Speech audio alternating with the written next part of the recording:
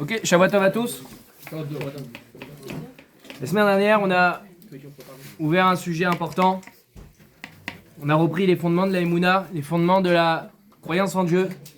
On a parlé des trois religions, trois grandes religions qui peuplent le monde, à savoir le judaïsme, les chrétiens et les musulmans. On a essayé de clarifier un peu les choses parce que il y a 2 semaines, j'avais soulevé une question sans y répondre. La question était, eh bien, pourquoi vous croyez en Dieu, tout simplement? Qu'est-ce qui vous prouve que? Qu'est-ce qui fait que vous êtes certain? Qu'est-ce qui fait que vous fiez à la Torah, vous vous fiez au rabbanim, vous vous fiez à tout ça? Pourquoi vous faites Shabbat? Et ouais, toutes ces questions, pourquoi je vous les pose? Pourquoi on doit se les poser? Parce que on a dit qu'il y a un danger. Le danger, c'est d'être né dans une famille croyante, d'être né dans une famille pratiquante, et que suite à ça, toute notre vie, toute notre jeunesse, on a fait Shabbat. À la bar mitzvah, on a mis les tefilines, on a mis le tzitzit, on mange kasher, on est dans les écoles juives, c'est parfait. 13 ans, 14 ans, 15 ans, 17 ans, 20 ans, 25 ans, 30 ans, on avance comme ça, et on ne s'est pas une seule fois réellement posé la question, mais en fait, d'où ça sort tout ça? Pourquoi? Alors, encore une fois, évidemment que le fait d'étudier la Torah permet, malgré tout, de se rendre compte du message émettre qui est véhiculé par la Torah, mais ça reste un peu flou. Parce que je ne sais pas si à 15 ans ou à 20 ans, lorsqu'on étudie une vache qui est encore une autre vache, il faut payer Khatsi Nezek, si elle est encore née 3 fois, il faut payer Nezek Shalem. Ou bien le voleur qui n'a pas rendu, il faut payer Tachloum et Kefel, etc., etc. Tout ce genre de sougot, est-ce que Béhémet, ça vous fait dire que, évidemment, que notre Dieu, c'est notre religion, c'est la vraie religion. Qu'il y a eu Matan Torah il y a 3300 ans. Qu'est-ce qui vous fait dire ça? Je suis pas sûr qu'une souga dans Baba Kama suffise. Je suis pas sûr qu'une souga dans Baba Metzia, donc tout vote, dans tout ça, suffit en tout cas à un jeune âge. Et donc, l'objet et l'intérêt du shiur de la semaine dernière et du shiur de cette semaine, c'est en fait de me remettre les bases. De remettre les bases clairement. Et donc c'est très important de bien me suivre s'il vous plaît, pour pas justement ressortir embrouillé, mais au contraire pour sortir clair. Parce que j'ai eu l'occasion du coup, avec la semaine dernière, de rencontrer quelques étudiants qui étaient là la semaine dernière, et j'ai pas eu le sentiment qu'en vérité ce que j'ai dit, a clarifié les choses.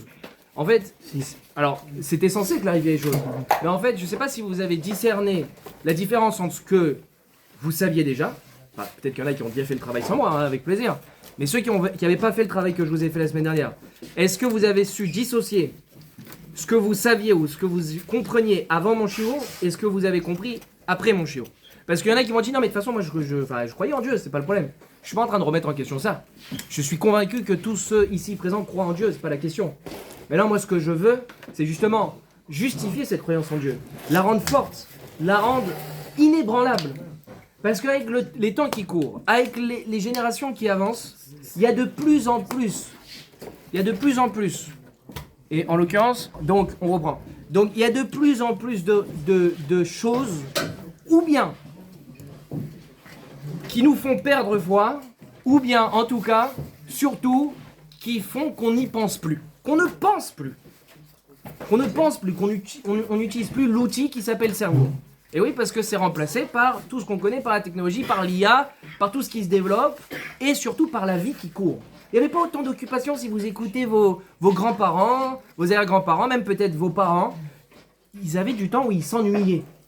Ça veut dire qu'ils avaient du temps pour s'asseoir et manipuler des choses avec les mains, et réfléchir, et s'ennuyer, et aller courir au travers de la forêt. Bon là j'exagère un petit peu, mais ça veut dire qu'en gros, il y avait du temps libre pour le cerveau. Là, Bémet, si on veut, à part Shabbat, il n'y a aucun temps libre dans le cerveau. Il y a toujours, ou bien on fait, par exemple on a un travail, on est à l'école, donc on fait, et puis une fois qu'on a fermé les bouquins, ou fermé le dossier qu'on est en train de traiter, hop, il y a le portable par exemple. Et on ne pense pas, on organise, on prévoit, mais on ne pense pas. On organise un rendez-vous, on organise une soirée, on organise un resto, on organise un foot. Mais est-ce qu'on pense? Est-ce qu'on réfléchit? Est-ce que le mot réfléchir, le verbe réfléchir, l'action réfléchir a encore un sens? Et donc, à cause de tout ça qui se flétrit, qui s'abîme, qui s'érode, eh bien, on se doit, de temps en temps, presque régulièrement, réaffirmer ce qu'on appelle la Emouna. On ne peut pas se suffire de ce qu'on a reçu à la maison. Bien sûr que ce qu'on a reçu à la maison, ça met des bases, ça inscrit dans notre ADN quelque chose. Mais moi, ce que je veux, c'est que le jour où, chas v'shalom, et je le souhaite à personne, le jour où il y a une épreuve qui ébranle cette Emouna, qui ébranle cette Avodat Hashem, eh bien qu'on ait les outils de réflexion, les outils de réflexion qui vont nous permettre de parer ça. Parce qu'il y a des histoires malheureusement qui racontent l'histoire d'une personne, de gens, au Hachem il n'y en a pas 1000, mais des gens qui ont vécu une épreuve, la perte d'un proche, la maladie, l'argent, un divorce, tout ça a fait que la religion elle est partie à la poubelle. Alors des fois c'est pas forcément qu'elle part à la poubelle, mais qu'on devient un peu moins pratiquant, parce qu'on va pas renier comme ça 20 ans, 30 ans d'existence. Mais on y sera moins convaincu, on fera ça par tradition qu'on appelle les traditionnalistes, d'accord? Eh bien moi je veux qu'on soit plus que ça. Moi je veux qu'on soit non pas des croyants mais des sachants en Dieu. Qu'on sache que si quelqu'un vous pose la question, comme dit la Mishnah dans Pirkei Avot, Dam Hachetachiv la Apikoros. Faut savoir quoi répondre aux Apikoros, aux renégats. Faut savoir quoi répondre. Faut avoir un argumentaire. Faut être clair. Pourquoi on n'a pas le droit d'être clair? D'accord? Et c'est la base, c'est la Emouna. On a cité la semaine dernière, on a commencé par ça, par Gemara Makot, Dav Kavdalet, Amoud Aleph, là-bas, la dernière mitzvah, si on devait en garder qu'une seule, Chabakouk, il a dit c'est laquelle? Tzadik Be'emunatu Yichye, un homme, le tzadik, il vivra par sa Emouna. On a mis de côté les 613 mitzvot et il a dit, si vous deviez travailler aujourd'hui, on n'est plus en mesure, on n'est plus en capacité de s'attarder sur les 613 mitzvot. Alors laquelle on gardera?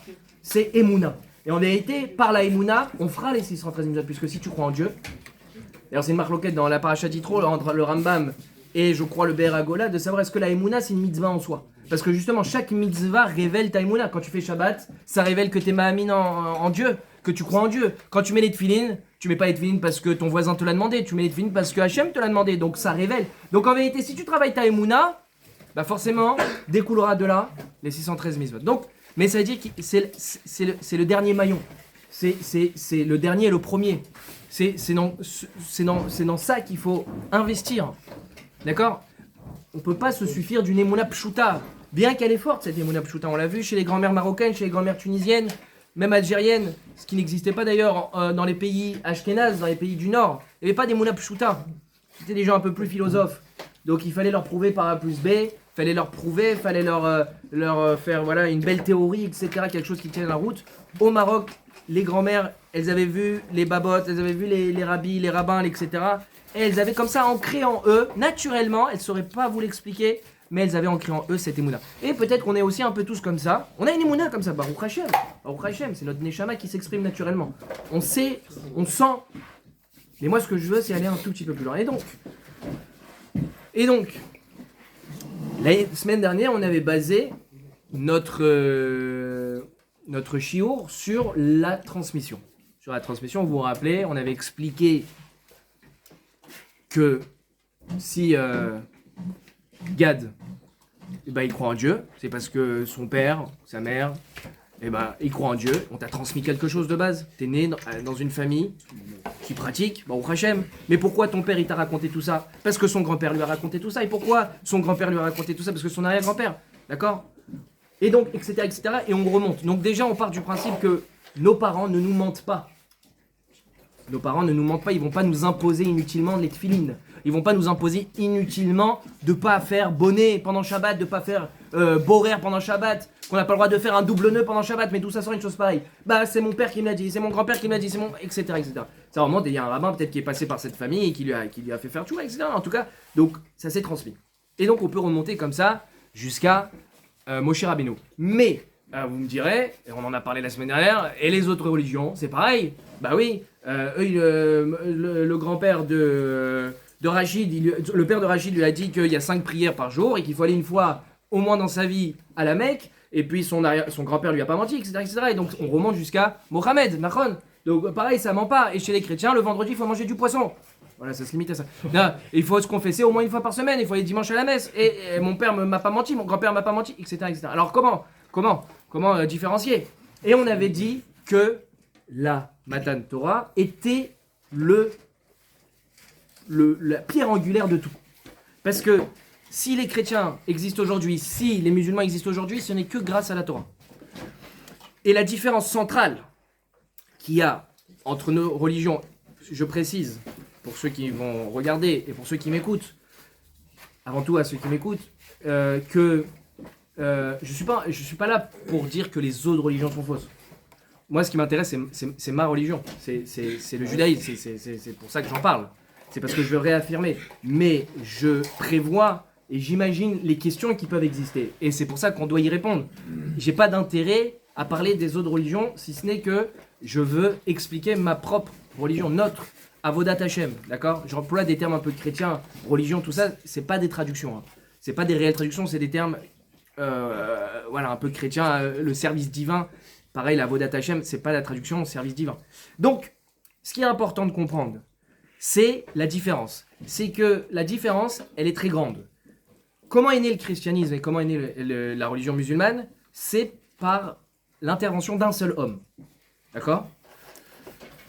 Yeshua, c'était lui seul avec quelques apôtres et des gens qui témoignent des miracles qu'il a fait 100 ans plus tard. C'est-à-dire les gens qui témoignent des miracles qu'a fait Yeshua, c'est seulement 100 ans plus tard. Ce que je vous dis, c'est des écrits des chrétiens, j'invente rien.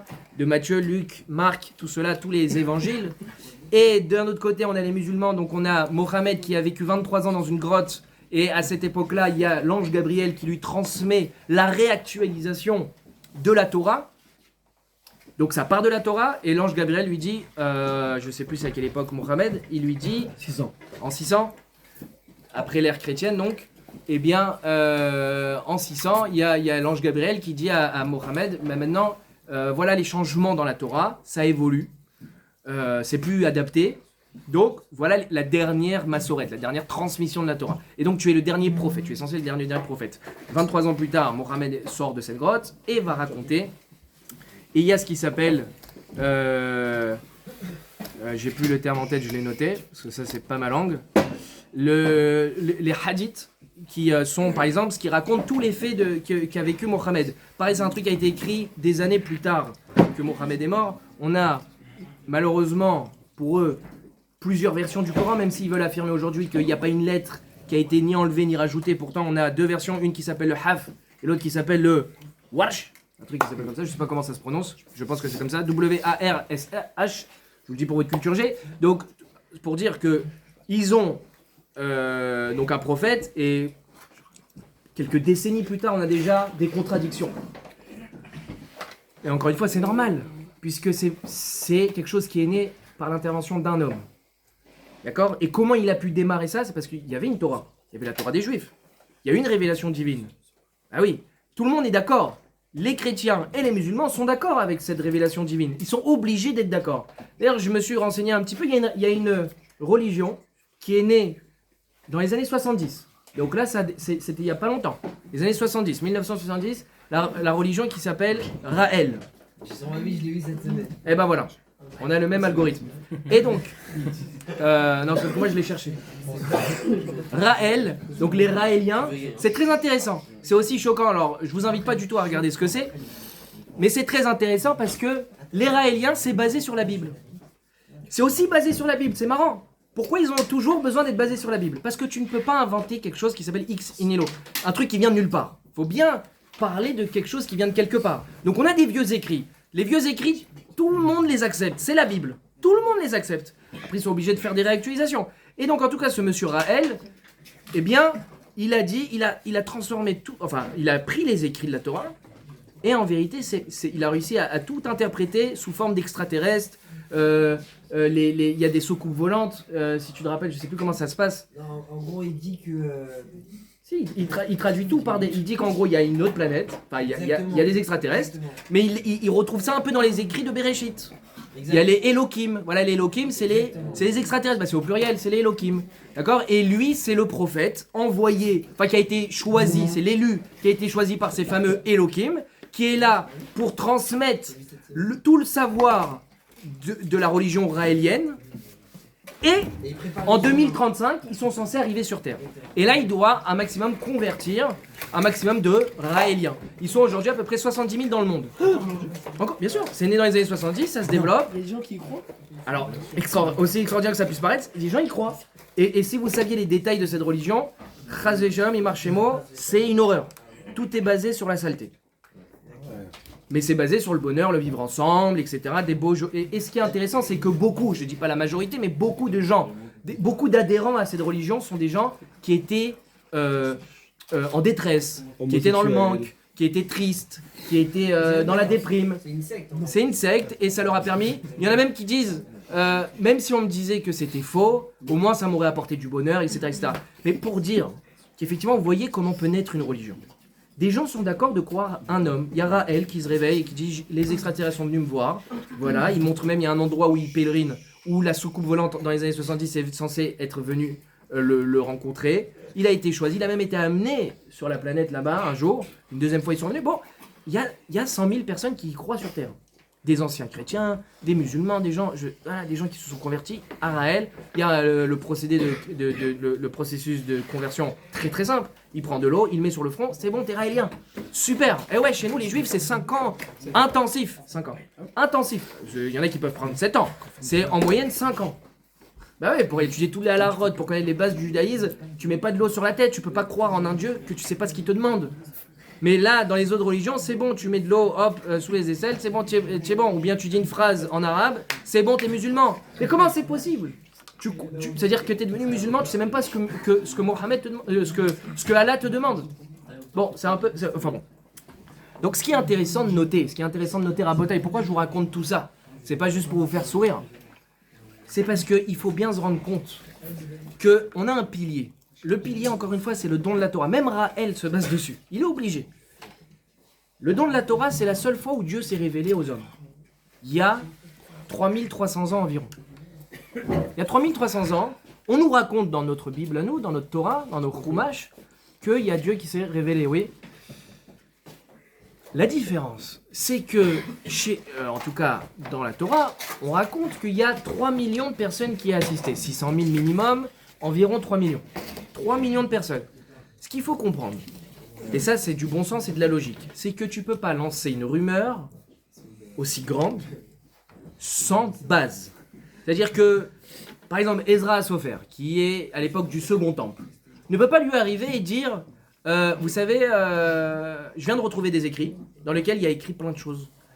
Faut faire Shabbat le 7e jour, il faut mettre les tefilines, il faut manger kasher, il faut faire la shrita, il se serait pris des claques et se serait fait enfermer comme un fou furieux. La seule possibilité pour qu'une chose pareille existe, pour pouvoir imposer tout ce genre de choses, c'est qu'en vérité il y a une base vraie. D'accord? Et qu'il y ait une base vraie. Et cette base vraie, lorsque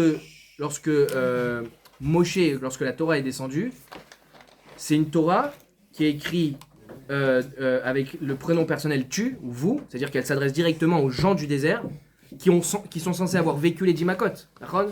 C'est-à-dire qu'il y a écrit et vous êtes sortis d'Égypte et vous avez vu les 10 Makot et vous avez vu la Kriyat Yam-Souf, ça raconte tout ça et même ça raconte ensuite dans le désert tout ce qu'ils ont vécu dans le désert, etc., etc. Et donc ces gens-là qui ont vu ces écrits, ils peuvent dire tout de suite, mais Moshe, tu es un malade d'avoir inventé une si belle histoire, c'est très joli, mais tu es fou, on n'a jamais vécu l'eau qui se transforme en sang, on n'a jamais vécu les grenouilles, on n'a jamais vécu la création, on n'a jamais vécu tout ça, on n'a jamais vécu de la manne qui tombe du ciel. C'est eux les premiers concernés. D'accord, donc déjà eux peuvent remettre ça en question. Mais donc eux ne le font pas, mais d'où on sait qu'ils ne le font pas? C'est parce que on a encore une fois un épisode énorme où il y a 3 millions de personnes, donc c'est une nation en fait qui vit ça. C'est pas un homme qui sort de sa caverne, ou un monsieur qui est énervé et qui remet en cause tout le judaïsme, qui crée sa propre religion. C'est pas ça. C'est 3 millions de personnes qui disent à leurs enfants, ça a été comme ça, et ensuite comme ça. Et c'est pour ça que les autres religions ont besoin de se baser sur la Torah, parce que Yeshua ou Mohammed ne peut pas sortir de son chapeau une religion. La seule chose qu'ils peuvent faire, c'est dire... Et encore, on peut remettre en cause, mais la seule chose qu'ils peuvent faire, le maximum, c'est de dire il y a une réactualisation de la Torah. La Torah n'est plus d'actualité.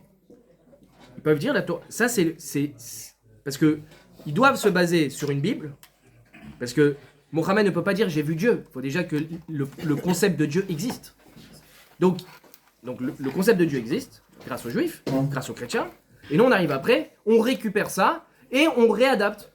Parce que moi je veux des partisans, moi je connais une grande population qui est en détresse, je vais faciliter tout ça, je vais changer tout ça à ma sauce. Et puis surtout je vais avoir beaucoup de cavotes puisque je suis un prophète. Pareil pour Yeshua. Yeshua il change un petit peu, c'est surtout les autres, on avait expliqué tout ça la semaine dernière, je vais pas revenir là-dessus. D'ailleurs, toutes les incohérences que ça montre, mais en gros, voilà, Yeshua pareil, ça va très mal avec lui et ses rabbinim, et il dit, il y en a marre, hop, je vais devenir moi-même un nouveau prophète. Et donc, à partir de là, il a sa petite cour de fans, et ça se développe, et ça s'est développé beaucoup grâce au prosélytisme. On n'est jamais, c'est ça qui est intéressant, on n'est jamais allé chercher des gens. Je suis jamais allé voir dans la rue et dire, avec des flyers, tu connais le judaïsme ? Tu veux t'abonner, on a un site web hyper bien fait. Ou les stands, les stands. Hein, les stands, voilà, tout ça, avec des livres, des audios. Vous avez déjà vu un juif faire ça? Jamais. Là, je mets maximum, c'est un rabat qui met des filines à des gens. C'est pas du prosélytisme, c'est pour les juifs que ça s'adresse. Alors que les autres, c'est toujours, venez nous rejoindre, intéressez-vous, vous verrez le bonheur que ça vous apportera, etc., etc. Donc comme ça, tu fais grandir une religion. Tu fais de la propagande, une doctrine. Tu tues des gens, même à l'époque, on tuait des gens. Vous savez que c'est marrant. Le christianisme, pendant des années, des centaines d'années, c'était pas du tout populaire. C'est seulement avec l'Empire romain que l'empereur il s'est dit il faudrait quelque chose, un ajout dans ma profession. Et ils ont rajouté le côté spirituel. Que maintenant l'empereur, il a aussi la serpe. Vous voyez le truc là dans la main? Donc il a le côté royal et le côté spirituel. Mais pendant des années, c'était rien. Comment c'est possible? S'il y a une révélation de Dieu et que Dieu veut ça, nous, c'est bon, la Torah a été donnée, hop, le peuple a accepté, et c'est fini. Il n'y a plus de on propage. C'est bon, et après, maintenant, vos enfants sont juifs, etc. etc. Si quelqu'un veut se convertir, on peut, on le motive pas pour, on le démotive même, parce que c'est chaud.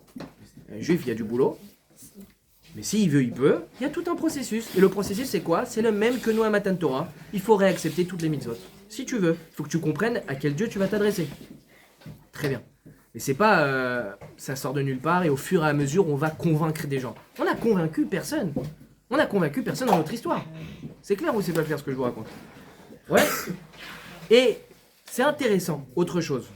C'est intéressant parce que la Torah, alors parce que pourquoi il n'y aurait pas un Nouveau Testament? Pourquoi il n'y aurait pas un Coran? Bémet, c'est vrai. La Torah elle a été écrite il y a 3400 ans, donc en l'an 2448 de notre ère. Mais aujourd'hui, on est en 2025. On est en 5785. Peut-être que c'est plus adapté. Il n'y avait pas les voitures à l'époque. Il n'y avait pas les scooters. Il n'y avait pas le Five. Je sais pas, il n'y avait pas tout ça à l'époque. Peut-être qu'il y a d'autres à la route. Il n'y avait pas les immeubles qui s'allumaient automatiquement. Il n'y avait pas le portable. Plein de choses qu'il n'y avait pas. Alors peut-être qu'il faut une actualisation. La société était organisée différemment, même au niveau du business. Il n'y avait pas le capitalisme à l'époque. Peut-être que la Torah, elle n'est pas à jour pour tous les lois de litige. Tout Babakama, Bababatra. C'est pas adapté peut-être. Vous comprenez? Alors, effectivement, pourquoi pas une actualisation de la Torah? Bon, déjà, par principe, c'est un peu contradictoire. Si on considère que Dieu est parfait, ce qu'il a écrit est éternel. Il n'y a pas d'erreur. Mais disons que ça s'adresse à une époque. C'est pas qu'il y a eu une erreur, mais c'est censé s'adresser à cette époque. Et bon, il n'a pas prévu le changement, ou c'était pas... C'est pas qu'il n'a pas prévu, mais c'était pas destiné au changement, je sais pas. Il y a eu une évolution. Le problème, c'est que dans la Torah, mes fourrages, je peux vous donner les références, il y a écrit que la Torah ne sera jamais changée. Dans Dvarim, dans Shemot, dans Malachi, Chukat Olam, il y a écrit, c'est des mitzvot pour l'éternité. Il y a écrit dans Dvarim, Lo Yishne, la Torah ne changera pas. Donc les musulmans ou les chrétiens qui se basent sur la Torah, bah ça s'appelle Tarté des Satrés, ça se contredit parce que la Torah n'est pas censée changer. Il y a écrit mes fourrages, toi tu te bases sur une Torah où il y a écrit dedans, c'est pas censé changer, mais tu dis il y a une actualisation. Bon. On peut prendre comme argument le Maboul. Mais non, la Torah n'a pas été donnée avant le Maboul. Oui, non, mais. On se base sur rien, alors c'est très intéressant ce que tu fais remarquer. Sachez que tous les mitzvot qu'on tient, c'est pas parce que Avraham Avinu ou Noah ou Yaakov ou tout ça l'ont fait, c'est tout ce qui a été dit à Moshe. Tout ce qui est avant, ça nous intéresse pas. Avraham Avinu il a fait la Brit Mila, Chazak. Je fais pas la Brit Mila parce que Avraham Avinu a fait la Brit Mila. Je fais la Brit Mila parce qu'il y a écrit Bayom Hashemini, le 8e jour vous ferez la Brit Mila à vos enfants. Dans la Torah de Moshe Rabbeinu. C'est pour ça que je fais la Brit Mila. Je fais pas la Shrita parce que Yaakov Avinu il a décidé de plus manger des animaux vivants. ou je mange plus le guidon haché, pas parce que Noir ne mangeait pas de guidon haché. Tout ça, c'est parce que c'est écrit dans la Torah de Moshe.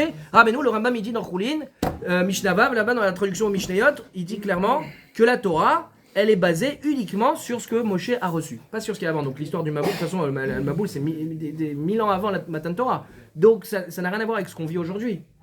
Donc il n'y a pas eu de changement, c'est après. Donc toutes ces choses-là font que.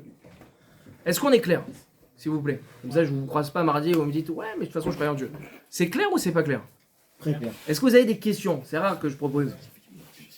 Le Maboul, c'est pas une preuve que Hachem peut se, entre guillemets, tromper. Qu'il a créé un monde, il a tout refait. Alors, c'est une bonne question. Parce que, écoutez bien les questions. Écoutez bien les questions. Il dit ici, Gad, est-ce que le Maboul n'est pas une preuve que Hachem peut se tromper? Oui, parce que le Maboul, c'est la kata. Bon, bah, on reprend tout à zéro. Alors, moi, je vais te faire remonter même plus tôt.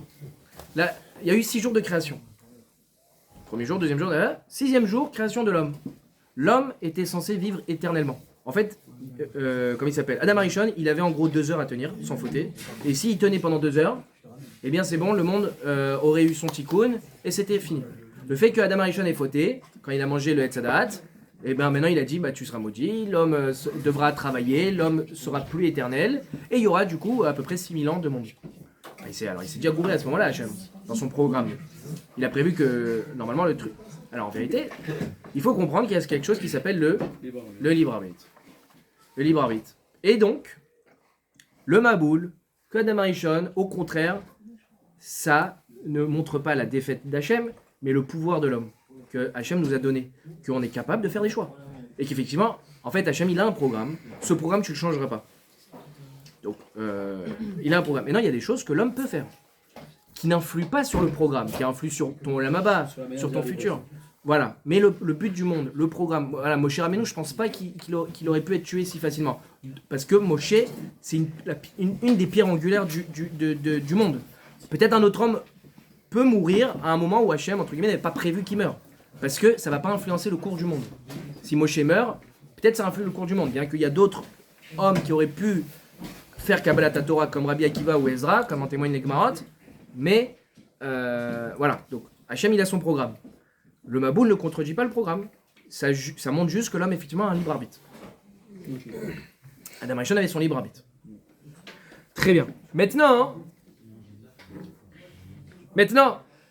vu que vous connaissez le chasse par cœur, vous allez tout de suite m'opposer la Gemara dans Souka, Daf, Kaf, Amoud Aleph, ou là-bas Yaresh Lakish, qui dit quelque chose de très perturbant avec ce qu'on vient de dire. Parce que moi je vous ai dit qu'il y a la transmission.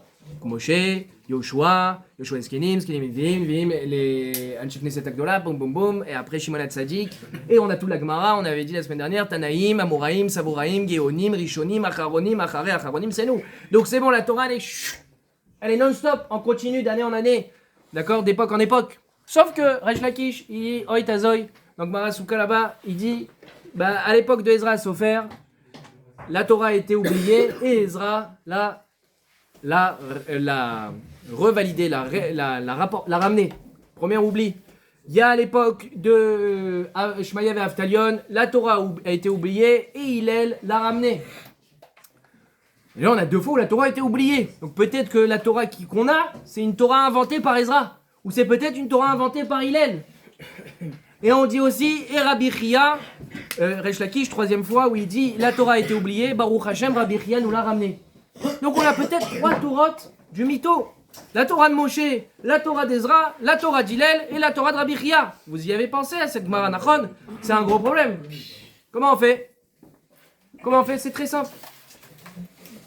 Ezra, quand on dit qu'il a réinstauré la Torah n'avait pas été oubliée, là, au sens littéral, c'est qu'elle avait été oubliée. Inachinami. Il faut savoir qu'à cette époque-là, c'était l'exode de Babylone. Vous me suivez toujours, hein, s'il vous plaît? Vous me suivez toujours? La Torah, elle avait été oubliée, certes, mais pas partout. La Torah, elle avait été exilée en Babel. Après, entre le premier et le deuxième Beth Amikdash, il y a eu l'exil babylonien. D'accord? C'est Babel, la galoute Babel. Ils sont tous partis en Babel. La Torah en Israël, effectivement, bah, nietas. Par contre, en Babel, ça a explosé. Et à cette époque-là, comme il s'appelait, c'est pas Darius, c'est l'autre, pas Darius le Mède. Oitazoï. C'était un Perse déjà. J'ai oublié comment il s'appelle, le roi de cette époque. Titus. Non plus. Non, pas du tout. C'est un ancêtre de Achashverosh. Eh bien, il a autorisé à Ezra de repartir en Israël. Et comme il y a un passouk dans Yishaya, Koresh, merci beaucoup. Sirius le Perse. Et donc, à ce moment-là, Sirius, eh bien, il a autorisé Ezra à rétablir la Torah en Israël. Et comme il y a un passouk dans Yishaya qui dit Kim Tzion Tetse Torah ou Dvar Hashem Yerushalayim, la Torah elle sort d'où? Elle sort de Tzion. Comme il n'y avait plus de Torah en Tzion, Zenikra, ça s'appelle que la Torah était oubliée. Mais la Torah était en Bavel, elle vivait, elle battait son plein. En Israël, effectivement, la Torah était complètement perdue, il y avait quasiment plus de juifs. Donc ça s'appelle Keilou, la Torah était oubliée, parce que la Torah elle est censée sortir d'où? De Tzion. Ou de Varasham Yerushalayim, et la parole de Dieu elle est censée sortir du Yerushalayim. Donc en ce sens, la Torah était oubliée. Donc Ezra il est remonté avec beaucoup de tout un peuple, tout un groupe, et ils ont réinstauré des Bate Midrashot, des yeshivot, etc. Donc ça c'est une première chose.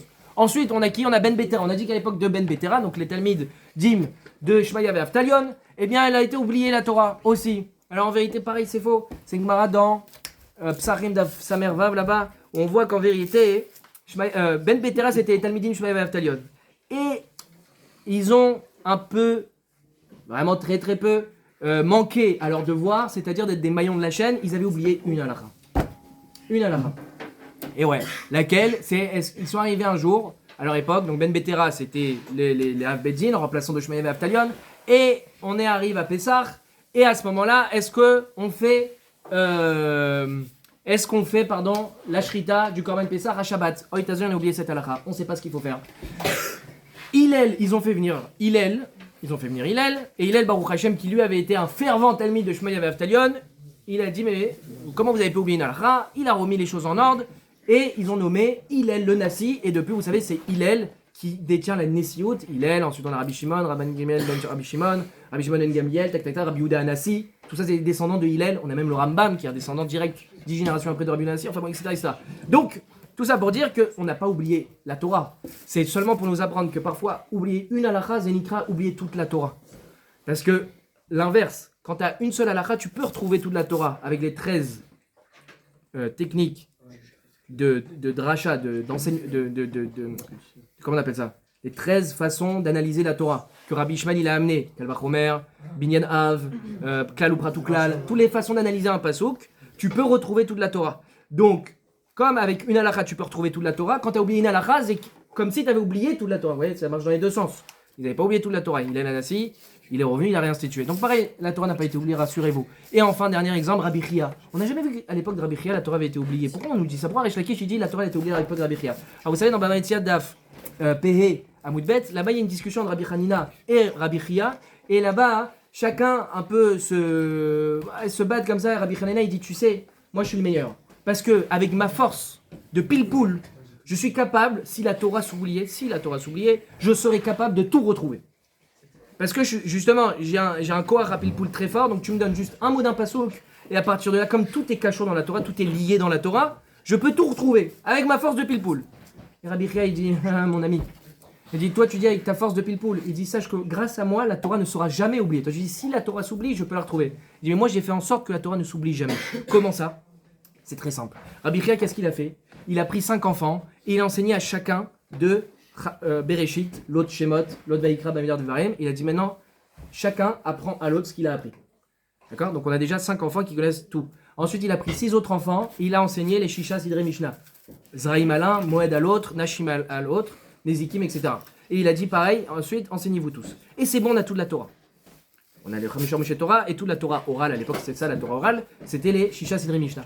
Donc, en vérité, c'est pas que la Torah avait été oubliée. À l'époque de Rabbi Chia, quand Resh Lakish dit ça, il dit que à cette époque-là, Rabbi Chia, il avait fait en sorte que la Torah ne sera plus jamais oubliée. Parce que dès l'instant que tu as comme ça 5, 11 personnes, ça y est, qui englobent tout et qui s'enseignent tout, après c'est parti, ça se tac tac tac comme des gouttes, des ramifications, les racines, le tronc d'arbre et les branches, et ça va dans tous les sens. Donc voilà.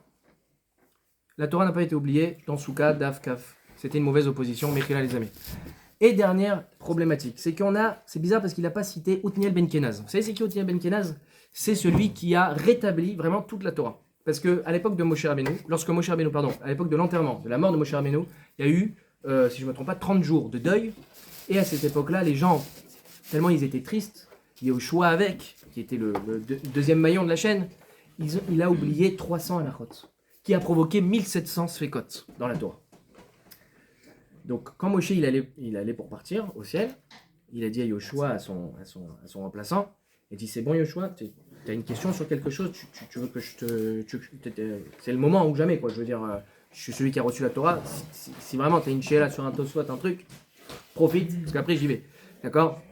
Et Yoshua il a dit t'inquiète, c'est bon, toute ma vie j'ai été dans la tente, toute ma vie j'ai été ton Talmid Mouvak. D'ailleurs c'est le Talmid Mouvak par excellence, parce qu'on avait Aaron, on avait Itamar, tous les Aaron à Cohen, etc. qui étaient avec Moshe. Mais celui qui a jamais quitté Moshe d'une semelle, c'est Yoshua. Il balayait le Beth Amidrash, toujours il restait à côté de Moshe. Donc c'était vraiment lui le remplaçant parfait. Et il a dit t'inquiète c'est bon, j'ai été méchamèche, je t'ai servi jusqu'au bout, j'ai rien oublié. Et on lui reproche ça. On lui dit attends, t'as l'occasion de poser une dernière question, de encore étudier avec ton maître, et tu le fais pas.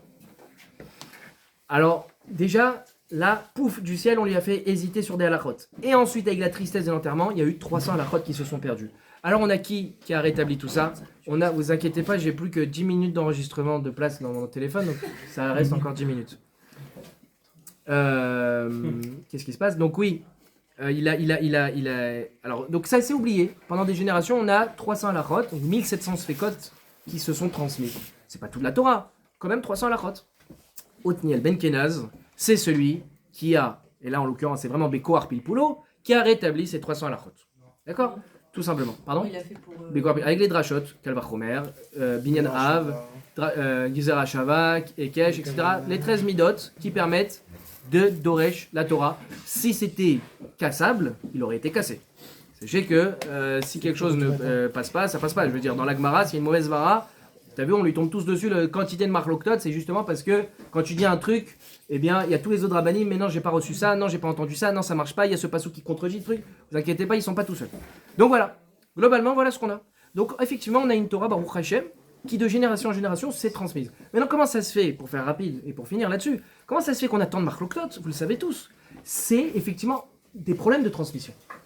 C'est-à-dire qu'on n'avait pas d'enregistreur, on n'avait pas le droit d'écrire la Torah. Donc quand un Talmid il entendait quelque chose de son Rav, peut-être qu'il avait mal entendu, peut-être qu'il avait un peu oublié. Sachez que des fois c'est juste mal entendre qui fait que il transmet quelque chose et c'est pas tout à fait juste. Et on lui dit mais il a pas dit ça, ou ça marche pas. Il dit si j'ai reçu ça de mon maître, mais ça marche pas. Alors l'autre il ressort autre chose que son maître a sorti et boum marloquette. Ou bien une halakha qui n'a pas été pratiquée pendant longtemps pour une raison ou une autre.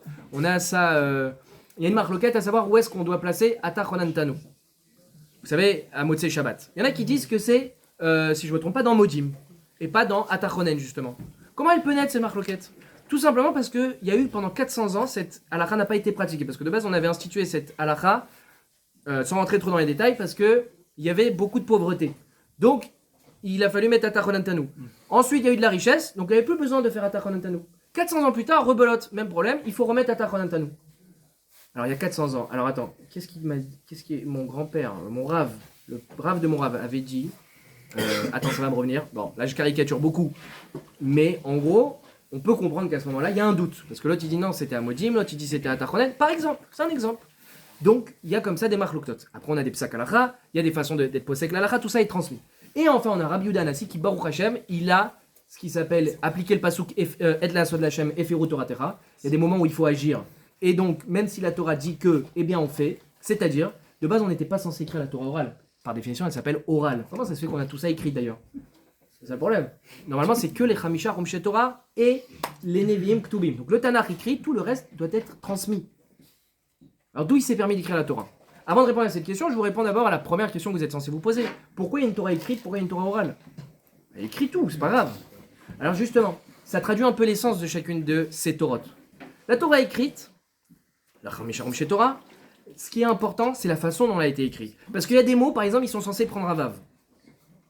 Je dis n'importe quoi, sadot, au pluriel, des champs. Normalement, ça écrit samer, dalet, vav, tav. Et bien, des fois, dans la Torah, il n'y a pas le vav. Ah, pourquoi il n'y a pas le vav? Bonne question. C'est pour faire une dracha. C'est pour que tu apprennes la halakha ici. D'accord? Mais si tu la connaissais, si tu la lisais pas, tu saurais jamais qu'il n'y a pas de vav. Donc la Torah écrite, vous avez compris ce que je veux dire? La Torah écrite, elle est importante dans le sens où comment elle est écrite. Le passouk, comment il est écrit. C'est pour ça qu'on appelle ça le mikra. Mikra, ça veut dire lire. Il faut lire la Torah écrite.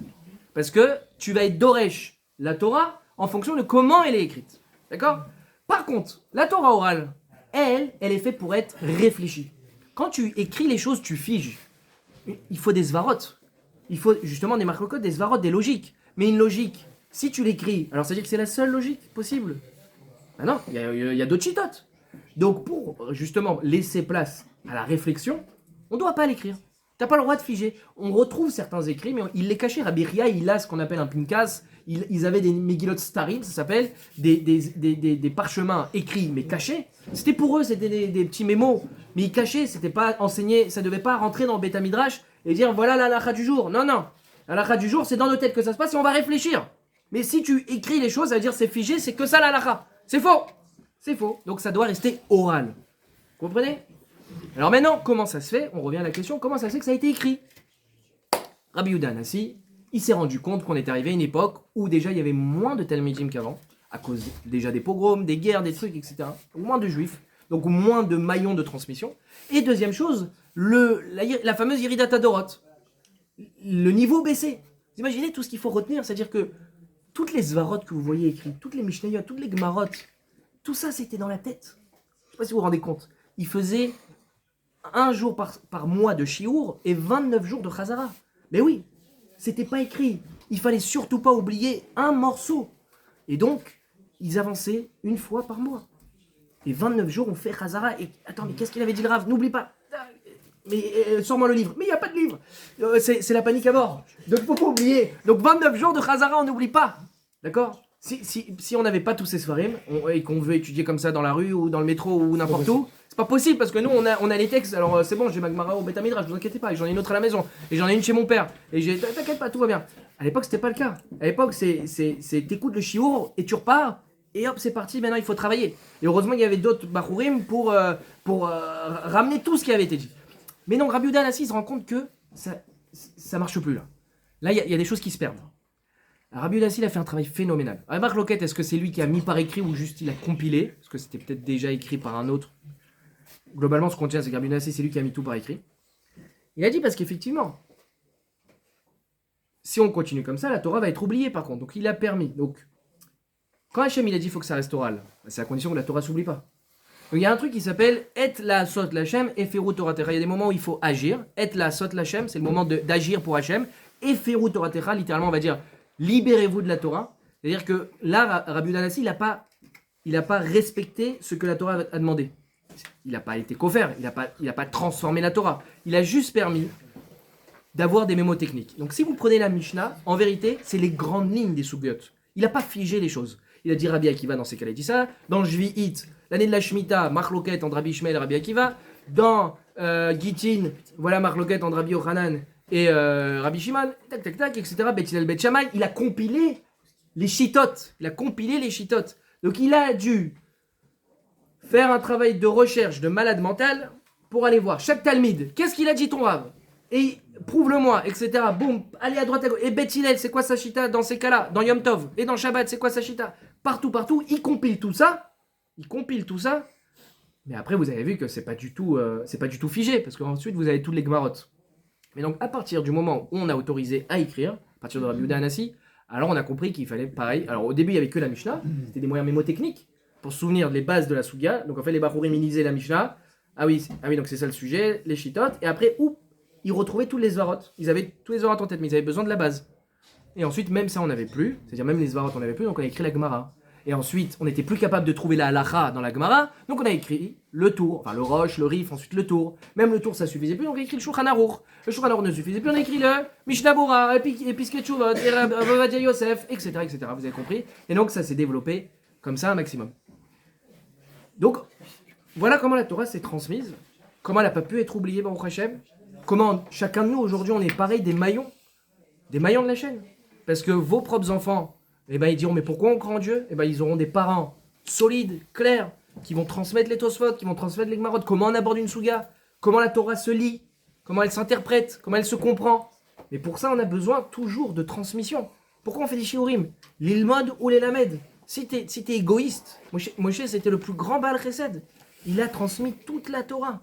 toute la Torah, il a tout donné. Moi, tu étudies la Torah, c'est pour moi, c'est mon kiff, je suis dans ma chambre, super. Non, l'ilmod ou les lamed. Et c'est un plaisir d'enseigner, vadaï. Il faut enseigner, il faut transmettre. Pour enseigner, pour transmettre, on doit se sentir responsable. On doit se sentir